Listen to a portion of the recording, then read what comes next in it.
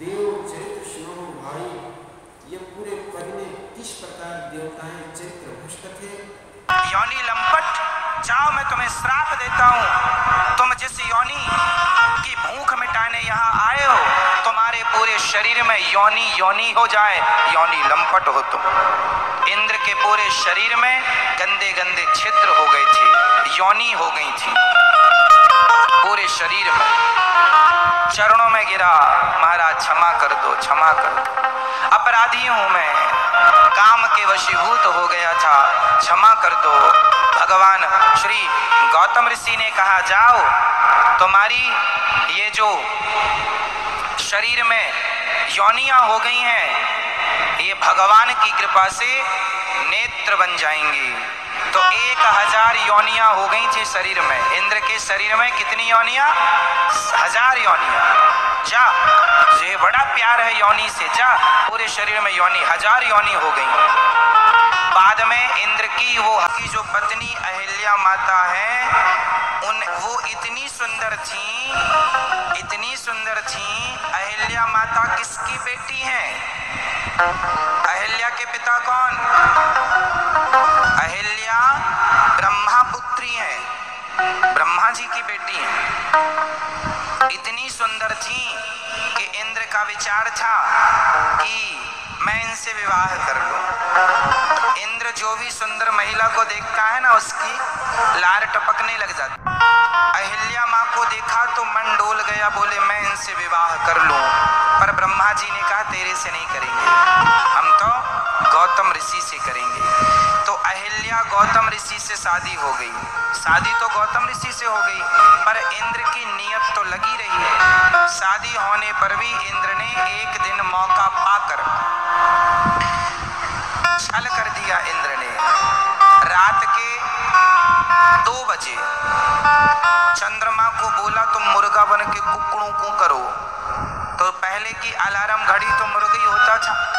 मुर्गा बोला मतलब 4 बज गए। गौतम ऋषि जागे और गंगा नहाने चले गए। अब वो तो गंगा नहाने गए, अहिल्या अकेली जंगल में। तो इंद्र ने गौतम ऋषि का रूप बनाया।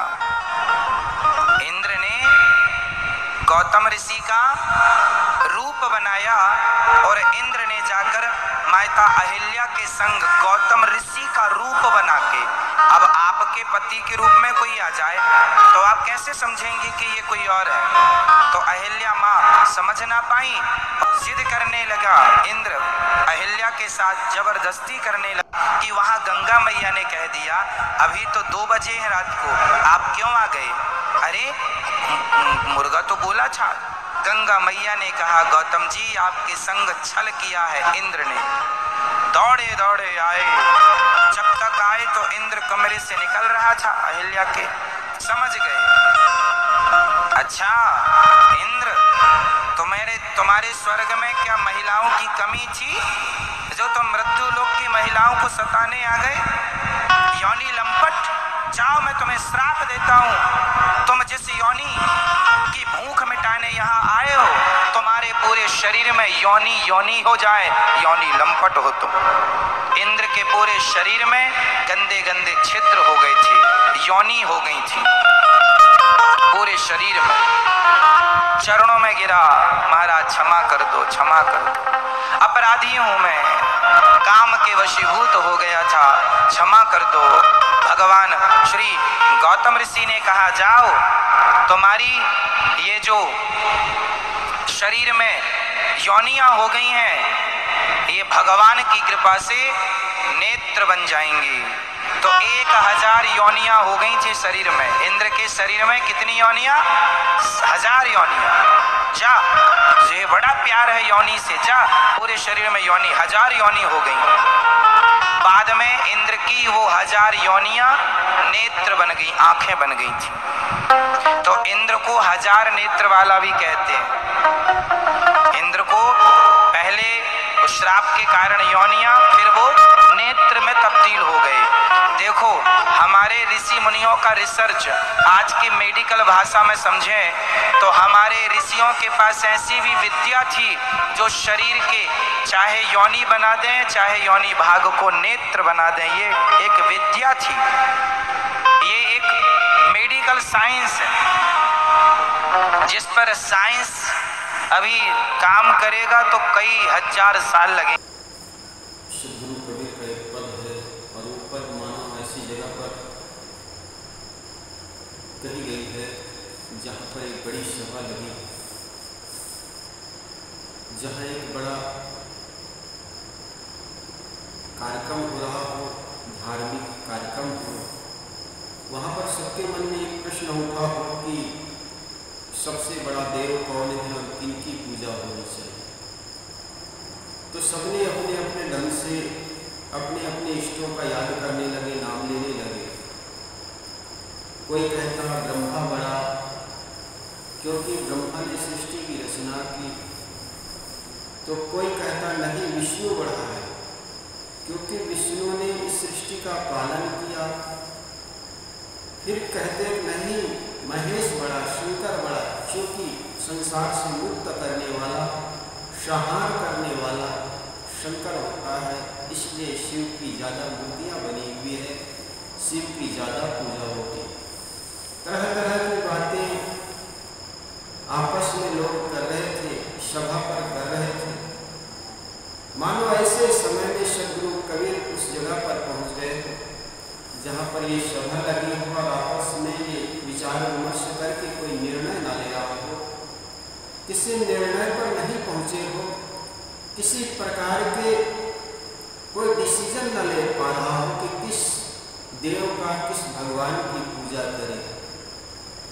ऐसे समय में सदगुरु कबीर का प्रवेश होता हो, सदगुरु कबीर का आगमन होता हो और वहाँ पर जितने भी पंडित और संत थे जो धार्मिक विचार विमर्श कर रहे थे कि किस देव का पूजा की जाए, तो ऐसे जगह पर पहुंचकर मानव पुरुष सभा में जैसे सदगुरु कबीर पहुँचे तो सब स्तब्ध हो गए, मौन हो गए और एक उसमें से खड़ा होकर के कहने लगा कि गुरुदेव, हम इस विचार विमर्श में पड़े हैं कि इस धराधाम पर किस देव की पूजा होनी चाहिए। इसी विमर्श में पड़े पड़े हमें घंटों 2 घंटे बीत गए हैं। आप बताइए, हमें कृपया दर्शन कीजिए जिससे हम किसी एक निर्णय पर पहुंच सके। तब सदगुरु कबीर मानो अपना विचार रखे हो और वे कहते हुए विचार रखने के पूर्वक कहे हो, सबसे बड़ा देव तो वह है जो हमारे आदर्श हो, जिसके जीवन को हम अपने जीवन में आत्मसात कर लें, जिसके जीवन हमारे लिए अनुकरणीय हो, समाज के लिए अनुकरणीय हो, ऐसे देव की हमें पूजा करनी चाहिए। तब एक एक करके सभी ने अपने अपने इष्ट, अपने अपने देव का नाम गिनाया।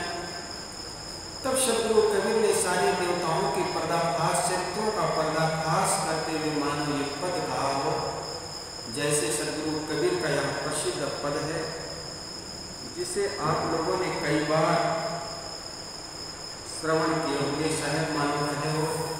देव चरित्र सुनो हो भाई, जो ब्रह्मा सो धियो नसाई, दूजे कहो मंदोदरी तारा, जही धर जेठ सदा लगवारा, सुरपति जाय अहिल्या छरी, सुरगुण धरण चंद्र में हरि, कहीं कबीर हरि के गुण गाया, कुंतल कर्ण कुंवर लाया।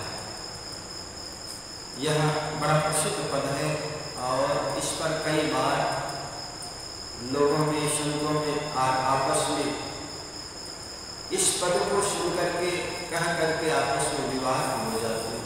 चूंकि देवताओं के चरित्र पर आवाज उठाना कोई मामूली बात है, क्योंकि तथाकथित पंडितों ने, साधुओं ने पहले से ही कह दिया, किसी देवता पर, किसी भगवान पर, किसी धर्म पर अगर कोई प्रश्न चिन्ह उठाता है तो नास्तिक हो जाता है।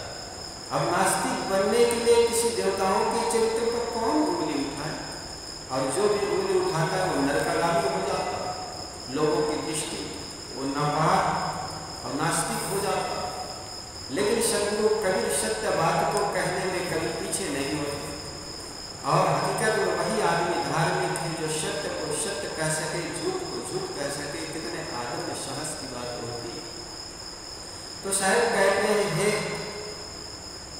संतों, हे देवों, हे मेरे पूज्य विद्वानों, देवताओं की पूजा के बारे में तुम विचार विमर्श करते हो तो उनके चरित्र के बारे में तुम सुनो। हे भाई, देवताओं के चरित्र तो सुनो। जो सर्वश्रेष्ठ ब्रह्मा है उनके बारे में ऐसा कहा जाता है कि उनकी अपनी पुत्री के साथ ही मति भ्रष्ट हो गई, अर्थात अपनी पुत्री को देखकर ही वो मोहित हो गए। दूजे कहो मंदोदरी, दूसरी मंदोदरी और तारा। महाराज राम अयोध्या में चढ़ाई करके अपनी पत्नी जो हरी गई थी उनको वापस लेने के लिए रावण से युद्ध करते, हजारों लोग, करोड़ों लोग मारे जाते हैं। अंत में जब रावण मर जाते हैं और रावण के मरने पर उनकी पत्नी मंदोदरी अकेली पड़ जाती और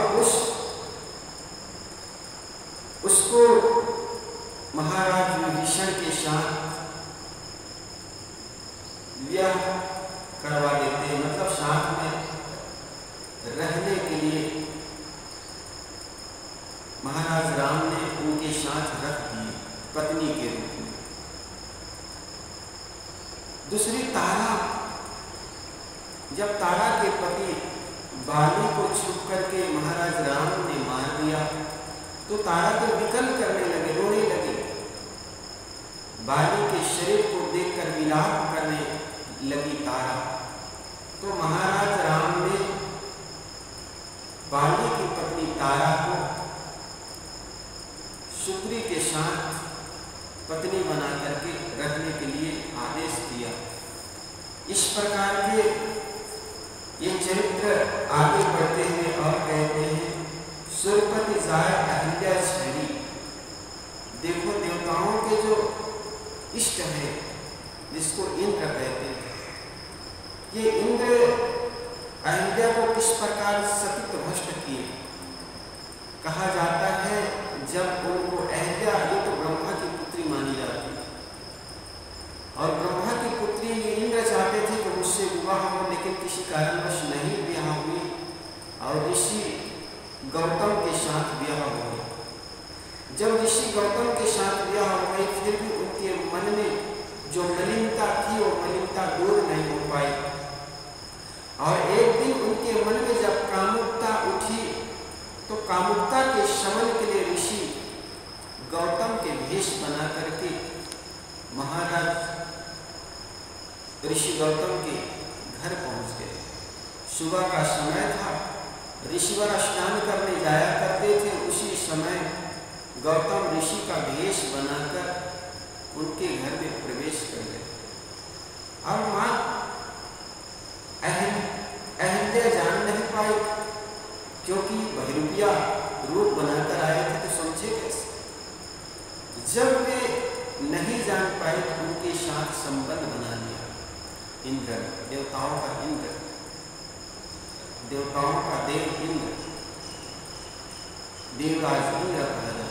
जब संबंध बना लिए, जब लौट रहे थे, ऐसे समय में उधर से ऋषि गौतम ऋषि वापस आ रहे थे स्नान करने में। ऐसे में उनकी दृष्टि इंद्र पर पड़ी और इंद्र को के कपट लीला को देखकर समझ गए और कहा जाता है उनको शराब दे दी। ऐसा तो ये इंद्र के चरित्र दिए जाते हैं, कहे जाते हैं। सुरपति जाय अहिल्या छरी, अहिल्या का सतीत्व उन्होंने नष्ट किया। सुरपति घर में चंद्र में हरि और इसी प्रकार चंद्रमा महर्षि अत्रि के पुत्र है और अत्रि ब्रह्मा की। चंद्रमा ने राजस्व यज्ञ किया जिसमें बहुत से लोग निमंत्रण में आए थे। देवों के गुरु बृहस्पति की पत्नी तारा की आमंत्रण में आई थी। चंद्रमा उससे मुख गए। यज्ञ हो जाने के बाद जबकि सब निमंत्रित लोग अपने अपने घर लौट गए थे। बृहस्पति ने बहुत कोशिश करने पर भी चंद्रमा ने तारा को नहीं लौटाया। चंद्रमा ने वीर्य से तारा को गर्भ रह गया। असुर गुरु शुक्राचार्य तथा देव गुरु बृहस्पति में पहले से अनबन रहती थी। शुक्राचार्य ने असुरों को संकेत कर दिया और देवासुर संग्राम किया गया। अंगिरा ने यह बात ब्रह्मा को बताई। ब्रह्मा ने जाकर अपने पोते चंद्रमा को बहुत फटकारा और गुरु पत्नी तारा बृहस्पति को लौटा दी गई। परंतु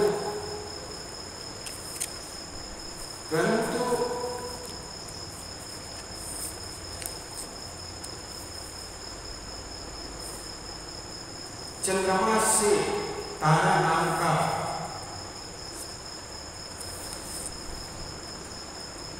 तारा से बुध नाम का बच्चा पैदा हो चुका था। बृहस्पति उसको चाहते थे, किंतु चंद्रमा ने बुध को नहीं दिया। भगवान ने इस स्कंद की भागवत में 90 स्कंद के 14 अध्याय में इसका वर्णन है। और इसी प्रकार आप विष्णु के चित्र को देख लीजिए। भगवान विष्णु के लिए कहा जाता है कि जलांधर की पत्नी पतिव्रता नारी थी और उस पतिव्रता नारी के साथ उन्होंने छल किया। जब वृंदा जलांधर की पत्नी उनके साथ छल किया, जब वृंदा को पता चला कि यह मेरे पति नहीं किंतु विष्णु है, तब वह उस पर कुपित हो गई और उसने विष्णु से कहा, हे विष्णु, तेरे पर स्त्रीगामी रूप आचरण को धिक्कार है।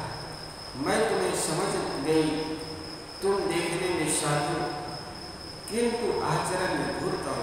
हे दैत्यों के शत्रु, महाअधम तथा दूसरे के सदाचार बिगाड़ने वाले शक मेरे दिए हुए भयंकर शराब को स्वीकार कर। इस प्रकार विष्णु का चरित्र है, क्योंकि कहा जाता है जलांधर बड़ा वीर और लड़ने में बड़ा बहादुर था और इंद्र की गद्दी को भी छीन लेगा, ये डर राजा इंद्र को होने लगा, मेरी गद्दी छीन जाएगी। इसको मारा जाए तो कैसे मारा जाए? छल कपट में देव निपुण हुआ करते थे। वे दौड़े दौड़े विष्णु के पास गए। विष्णु ने कपट लीला से जलांधर की पत्नी वृंदा तब जलांधर तब मर पाता जब वृंदा के सतीत्व नष्ट होता, ऐसे कहा जाता। तो उनके सतीत्व को नष्ट करने के लिए भगवान विष्णु वृंदा के सतीत्व को नष्ट कर दिया और तब जलांधर मारा गया। इस प्रकार के वर्णन किया जाता है। कुंती के लिए तो कहा जाता है कि उन्होंने अपने जो 5 और 6 पुत्र हुए थे, सबको अलग अलग देवताओं को आमंत्रित करके उनसे नियोग से बच्चा पैदा की थी। पहला ये रिवाज था कि अगर पुरुष नाकाम है, नापुंसक है, तो स्त्री स्वतंत्र होती थी, किसी भी पुरुष को या देव को बुला करके वो उसके साथ संबंध बना करके पुत्र पैदा कर सकती थी। तो महाभारत के अधिकतर पात्र ऐसे हैं जो नियोग से पैदा हुए, जिनके पिता कोई और माता कोई और। तो पांडव के जो पिता थे वो पांडु नहीं थे, सब अलग अलग देवों को आमंत्रित करके कुंती ने उनके साथ संबंध बना करके उन पुत्रों को जन्म दी थी।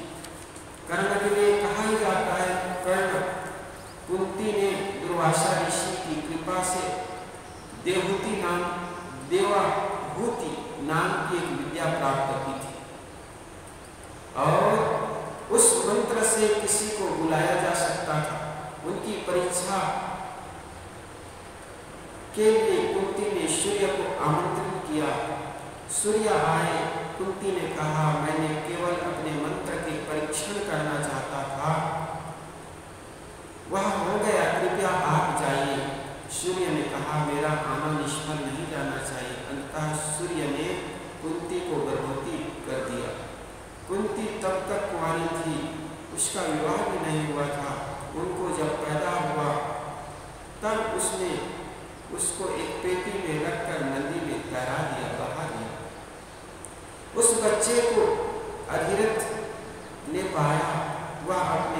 उसे पाल पोस कर बड़ा किया, वही बच्चा आगे बढ़ करके कर्ण नाम से विख्यात हुआ।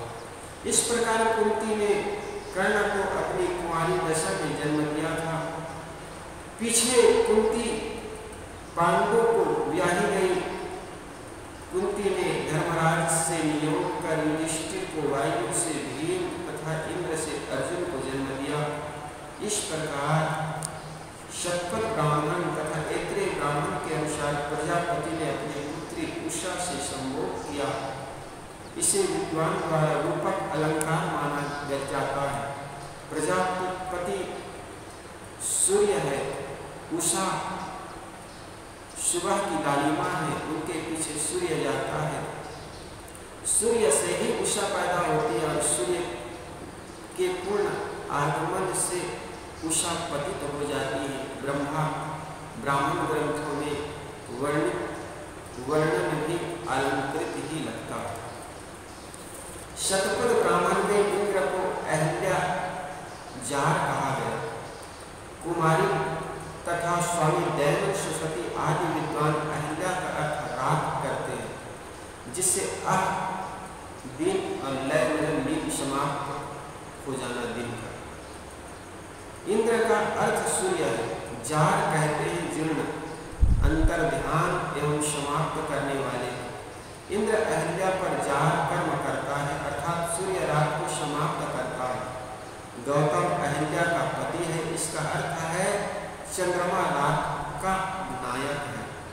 चंद्रमा को यहाँ गौतम तेज करने वाला कहा गया। इस प्रकार प्रजापति का पुत्री गमन तथा इंद्र का अहिल्या से जारत्व जैसे कि ऊपर बताया गया कि कुछ विद्वान उन्हें रूपक मात्र मानते, अतः ये कोई दोष युक्त घटना नहीं थी, किंतु पौराणिक कहते हैं कि इस प्रकार यदि यह पुराणों में कुछ कथाओं को रूपक मानेंगे तो अन्य कथाओं की क्या दशा हो, वे भी रूपक मात्र माना जाएगी और सारे पुराण को स्वप्न लोक की परिकथा मान जाएंगे।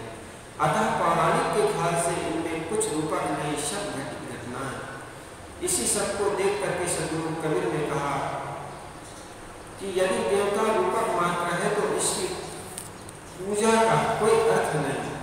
यदि देवता व्यक्ति है तो इसके उत्तम मलिन आचरण को देखते हुए पूज्य अयोग्य नहीं है। मनुष्य विषय वासनाओं में डूबकर पतित है, उसे अपने कल्याण के लिए उनकी पूजा उपासना करना चाहिए जो विषयों से विरक्त एवं आचरण से संपन्न, और वे हैं संत गुरुजन। अतः देवी और देवताओं को छोड़ो, निर्मल संत सद्गुरु के चरणों की सेवा में लगकर अपना उद्धार करो। इस प्रकार देव चरित्र सुनो भाई। ये पूरे पद में किस प्रकार देवताएं चरित्र भ्रष्ट थे, उनकी सारे व्याख्यान सद्गुरु कबीर इस पद में, छोटा सा पद में अपनी वाणी के माध्यम से रखते हैं। और पुराणों के अनुसार जो लिखा गया है वही बात का उदाहरण पेश करके कि जिस देवताओं को तुम पूजा करते, अपने कल्याण चाहते, उनके चरित्र खुद भ्रष्ट है, वो आपको उज्ज्वल चित्र देने की सीख कैसे दे सकता है। पूजनीय तो हुआ है जिनके लिए जिनसे हम इसको सीख सके, जो हमारे लिए अनुकरणीय हो, जिसके जीवन को हम अपने आत्मसात करें, वह है निर्मल संत गुरुजन के चरण शरण होकर के हम अपने आत्म शांति पा सकते हैं, न कि चरित्र भ्रष्ट गुरुओं की या भ्रष्ट चरित्र देवताओं की पूजा करके हम अपने कल्याण नहीं कर सकते।